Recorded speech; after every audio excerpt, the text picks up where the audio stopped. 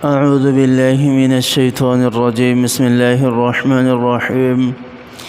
حافظوا على الصلوات والصلاة الوسطى وقوموا لله قانتين فإن خفتم فرجالا أو ركبانا فإذا أمنتم فاذكروا الله كما علمكم ما لم تكونوا تعلمون. صدق اللہ العظیم. سورۃ البقرہ کی اس آیت کے اندر اللہ تعالیٰ نے 3 طرح کی نمازوں کا ذکر کیے ہیں اور ان تینوں قسم کی نمازوں کو کس طرح پڑھنا ہے اور کس وقت وہ معاف ہوتی ہیں اور کس وقت میں معاف نہیں ہوتی، کون سی صورت میں کون سا طریقہ اختیار کیا جائے گا، کون سی صورت میں کون سا طریقہ اختیار کیا جائے گا، یہ بھی میرے اللہ نے واضح طور پر بتایا ہے. آپ صلی اللہ علیہ وسلم کے احادیث میں بھی ہمیں اس کی مکمل وضاحت ملتی ہے.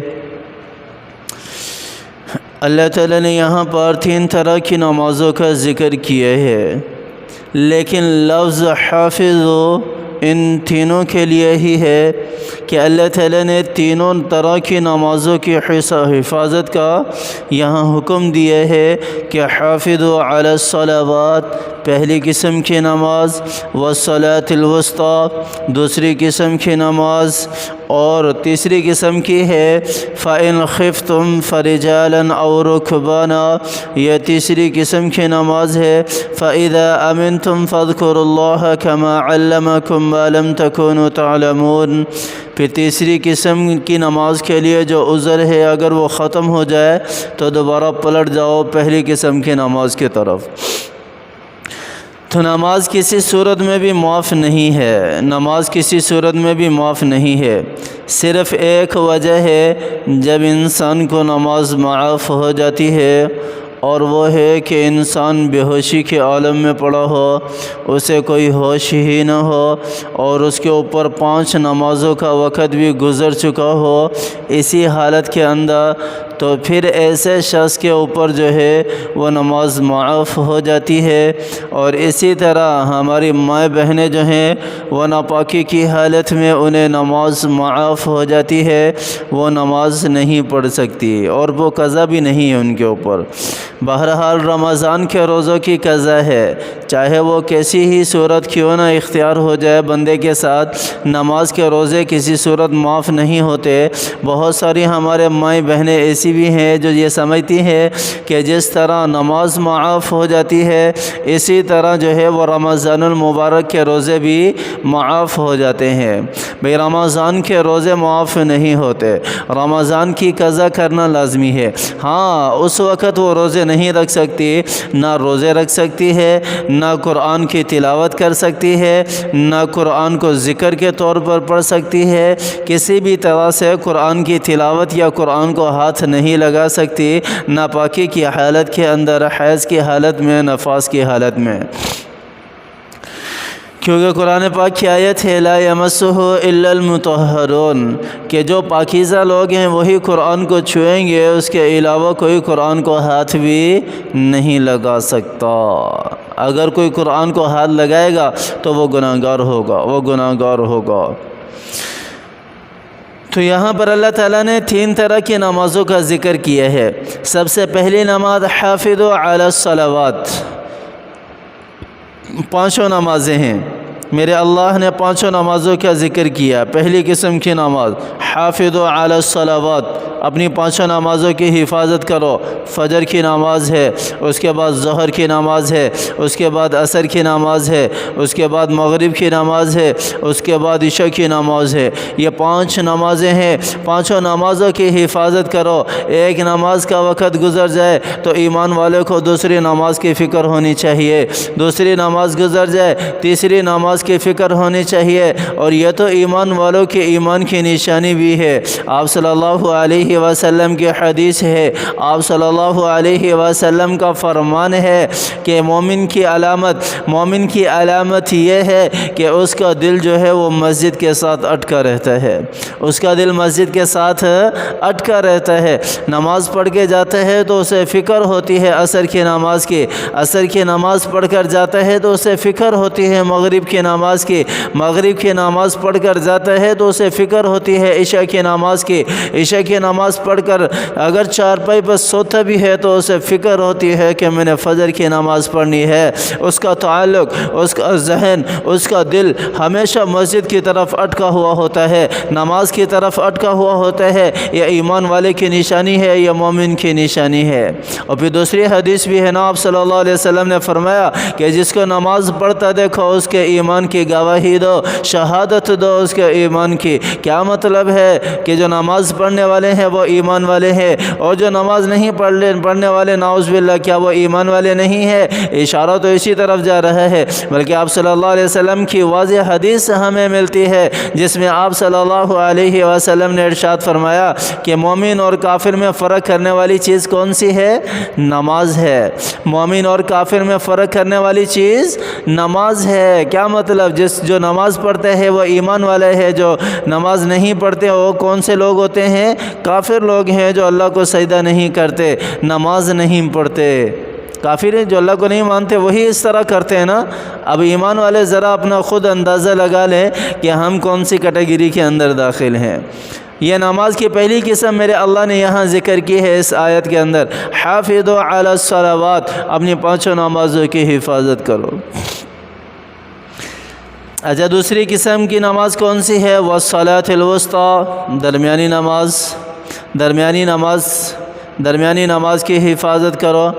अब इसमें मुख्तलिफ़ अक़वाल हैं कि दरमियानी नमाज से कौन सी नमाज मुराद है। आया फ़जर की नमाज मुराद है? फ़जर के हवाले से भी अक़वाल मिलते हैं कि यह दरमियानी नमाज है क्योंकि रात का आखिर है और दिन का शुरू है तो दरमियान में है।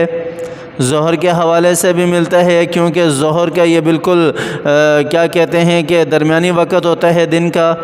और इसी तरह जो है मगरिब के हवाले से भी अक़वाल मिलते हैं कि सूरज गुरूब हो रहा है, रात शुरू हो रही है, दरमियानी नमाज है। बहुत सारों ने इशा के हवाले से भी कहा है कि जो दिन के हवाले से जो है ये आखिरी नमाज है, उसके बाद सोना है, तो इसलिए ये दरमियानी नमाज है। बहरहाल जो राजे कौल है वो सलात वुस्ता के बारे में असर की नमाज है, असर की नमाज है। ये दरमियानी नमाज से है, दरमियानी नमाज। यहाँ हर बंदा जो है वो कश्मकश में होता है, हर बंदा जो है वो माल को समेटने की उसमें होता है, जो बेचने वाले होते हैं वो भी और जो ख़रीदने वाले होते हैं वो भी। हर बंदा चाहता है कि मैं इस वक्त में अपने आप को समेट लूँ, अपने कारोबार को समेट लूँ, तो इसलिए इस असर की नमाज को दरमियानी नमाज कहा गया है। राज कौल भी यही है। तो अल्लाह ताला ने कहा कि इस नमाज की भी हिफाजत करो, अपने काम में मगन होकर इस नमाज को भूल न जाना, इस नमाज को छोड़ न देना, इस नमाज को छोड़ न देना। फ़इन ख़िफ़्तुम फ़रिजालन औ रुकबाना, तीसरी किस्म की नमाज कि अगर तुम्हें कोई डर और ख़ौफ हो, जंग की हालत है, जंग की हालत में है, डर और ख़ौफ है कि जो दुश्मन है वो हमारे ऊपर हमला कर देंगे। फ़इन ख़िफ़्तुम फ़रिजालन औ रुकबाना, चलते फिरते भी नमाज़ पढ़ो। अगर तुम घोड़े पर सवार हो तो ऐसे भी नमाज़ पढ़ लो, हाथों के इशारे से नमाज़ पढ़ लो। किबला रुख होना लाजमी नहीं है, किबला रुख होना लाजमी, जिस तरफ भी तुम्हारा रुख है उसी तरफ मुँह करके नमाज़ पढ़ लो।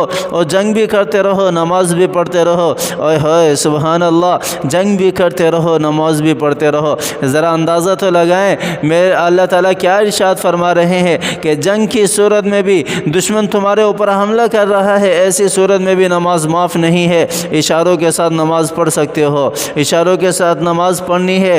हाँ, इसमें इख्तिलाफ है। बहुत सारे लोग कहते हैं कि अगर गुमसौन से लड़ाई हो रही हो तो ऐसी सूरत में बंदा नमाज को कज़ा कर ले, नमाज बाद में पढ़ ले, जिस तरह के हदीस में मिलता भी है कि एक नमाज जो है वो बाद में पढ़ी भी है। सहाबा किराम ने फ़जर की नमाज दिल निकलने के बाद गुमसान की लड़ाई का ज़िक्र है इसके अंदर। अल्लामा इब्न कसीर ने ही ज़िक्र किया है इसको। تو بہت ساروں نے اس کو راج قول بھی کہا ہے، لیکن اگر اشارے کے ساتھ کوئی پڑھنا چاہتا ہے تو پڑھ بھی سکتا ہے، آپ صلی اللہ علیہ وسلم کی حدیث بھی ہے نا کہ نماز کسی صورت بھی معاف نہیں ہے۔ کس طرح ہے حدیث؟ اگر انسان کو طاقت ہے کھڑے ہو کر نماز پڑھنے کی تو وہ کھڑا ہو کر نماز پڑھے، اگر کھڑے ہو کر نماز پڑھنے کی طاقت نہیں ہے تو وہ بیٹھ کر نماز پڑھے، اگر بیٹھ کر بھی پڑھنے کی طاقت نہیں ہے تو وہ لیٹ کر نماز پڑھے، اگر لیٹ کر بھی پڑھنے کی طاقت نہیں ہے تو وہ ہاتھوں کے اشارے سے نماز پڑھے، ہاتھوں کے اشارے سے بھی طاقت نہیں ہے تو آنکھوں کے اشارے سے نماز پڑھے، نماز معاف نہیں ہے۔ میں نے بتا دیا کون سی صورت ہے جس میں نماز معاف ہوتی ہے، اس کے علاوہ نماز معاف نہیں ہے۔ اللہ تعالی ہمیں صحت یابی والی زندگی دے، اللہ تعالی جو ہے وہ زمین پر ہمیشہ سجدہ کرنے کی توفیق عطا فرمائے، اللہ تعالی اس ماتھے کو زمین پر ہی ٹکانے کی، زمین پر ٹیکنے کی اور سجدہ کرنے کی توفیق عطا فرمائے، محتاجی اور معذوری سے اللہ کی ذات ہماری حفاظت فرمائے، ہر قسم کی ذلت اور رسوائی سے اللہ کی ذات ہماری حفاظت فرمائے، جتنے بھی ہمارے پیارے بیمار ہیں اللہ تعالیٰ سب کو صحت یابی والی زندگی دے، ہمیں بھی صحت یابی والی زندگی دے۔ اپنے لیے اپنے پیاروں کے لیے بھی دعا کیا کریں، ہمارے لیے ہمارے پیاروں کے لیے بھی دعا کریں۔ اللہ تعالیٰ دنیاوی اور اخروی ذلت و رسوائی سے ہم سب کی حفاظت فرمائے، محتاجی اور معذوری سے حفاظت فرمائے، ایمان والی زندگی دے، خاتمہ بالخیر ہو، ایمان والا خاتمہ ہو، کلمہ کی موت نصیب ہو، اور موت کی سختی سے اللہ کی ذات ہماری حفاظت فرمائے۔ آمین ثم آمین، وآخر دعوانا ان الحمد للہ رب العالمین۔